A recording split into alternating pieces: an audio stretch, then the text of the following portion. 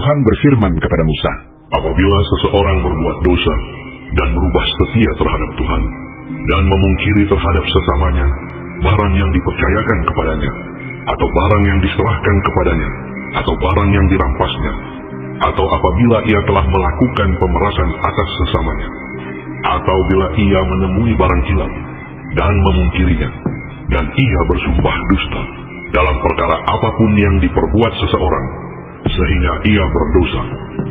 Apabila dengan demikian ia berbuat dosa dan bersalah, maka haruslah ia memulangkan barang yang telah dirampasnya, atau yang telah diperasnya, atau yang telah dipercayakan kepadanya, atau barang hilang yang ditemuinya itu, atau segala sesuatu yang dimungkirinya dengan bersumpah dusta.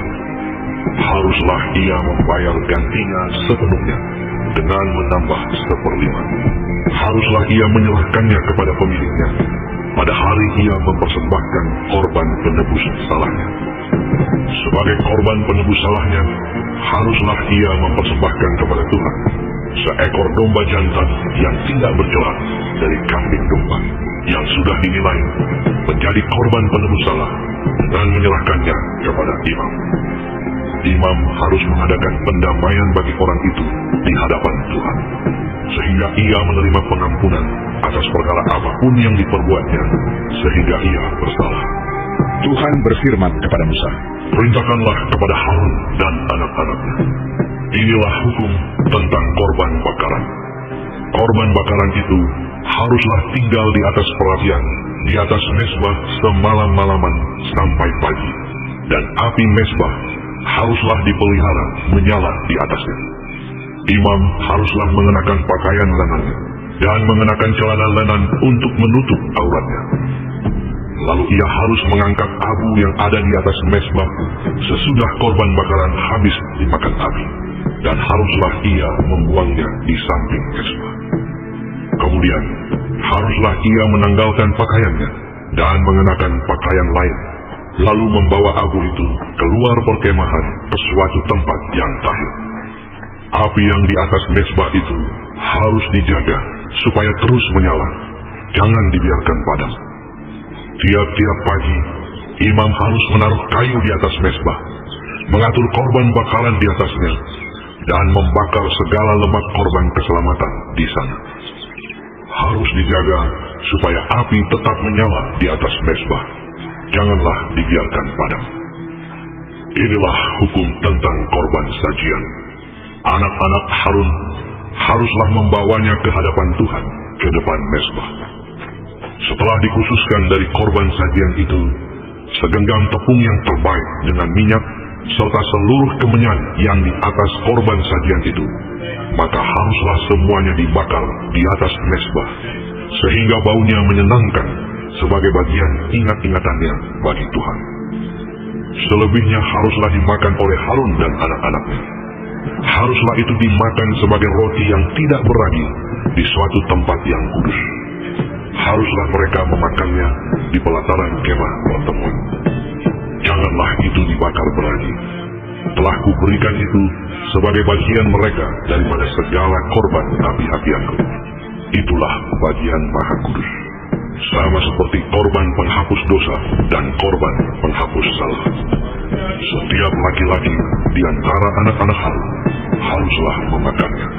Itulah suatu ketetapan untuk selamanya bagi kamu turun-temurun.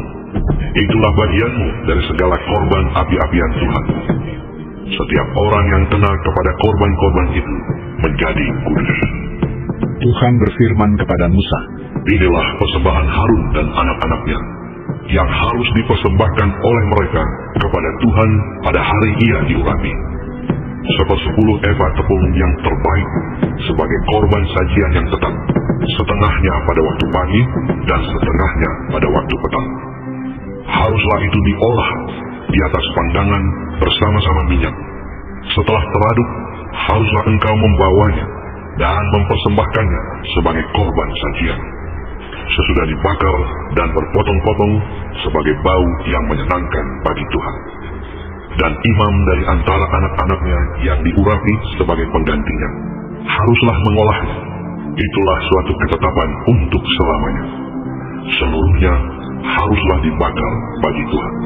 Tiap-tiap korban sajian dari seorang imam itu haruslah menjadi korban yang terbakar seluruhnya. Janganlah dimakan. Tuhan berfirman kepada Musa demikian. Katakanlah kepada Harun dan anak-anaknya, inilah hukum tentang korban penghapus dosa.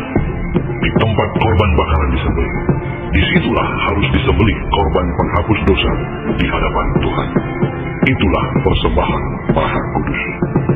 Imam yang mempersembahkan korban penghapus dosa itulah yang harus memakannya.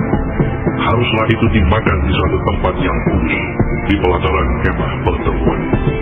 Setiap orang yang kena kepada daging korban itu menjadi kudus.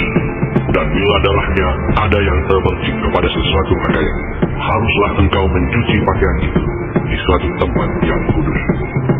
Dan belanga tanah, tempat korban itu dimasak, haruslah dipecahkan. Dan jikalau dimasak di dalam belanga tembaga, haruslah belanga itu digosok dan dibasuh dengan air. Setiap laki-laki di antara para imam haruslah memakannya. Itulah persembahan maha kudus. Tetapi setiap korban penghapus dosa yang dari darahnya dibawa sebagian ke dalam kemah pertemuan untuk mengadakan pendamaian di dalam tempat kudus, janganlah dimakan, melainkan dibakar habis dengan api. Tema perenungan kita, api tetap menyala. Korban bakaran sebagai tanda pengabdian umat kepada Allah, apinya tidak boleh padam. Korban bakaran harus tetap tinggal di atas mezbah semalam-malaman sampai pagi, dan api harus tetap dipelihara menyala di atasnya. Imam harus mengenakan pakaian lenan untuk mengangkat abu korban yang habis dimakan api. Tiap-tiap pagi, imam harus menaruh kayu di atas mezbah, mengatur korban bakaran di atasnya. Mereka harus menjaga supaya api tetap menyala di atas mezbah dan tidak membiarkannya padam. Api itu adalah api suci yang dinyalakan di mezbah oleh Allah sendiri, dan selanjutnya korban bakaran harus terus-menerus dibakar di atas mezbah sebagai tanda pengabdian Israel kepada Allah. Korban bakaran sebagai tanda perjumpaan umat dengan Allah, apinya harus tetap menyala.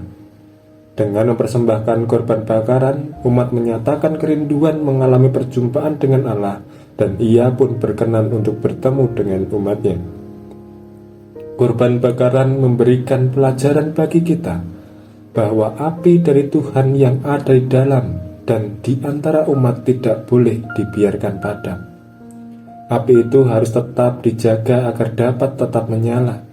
Sebagaimana korban bakaran adalah tanda pengabdian kepada Allah dan perjumpaan dengannya, orang-orang percaya pun di era saat ini harus tetap menjaga agar api dari Tuhan tetap menyala melalui perjumpaan dengannya setiap hari dan mengabdi kepadanya setiap waktu. Amin.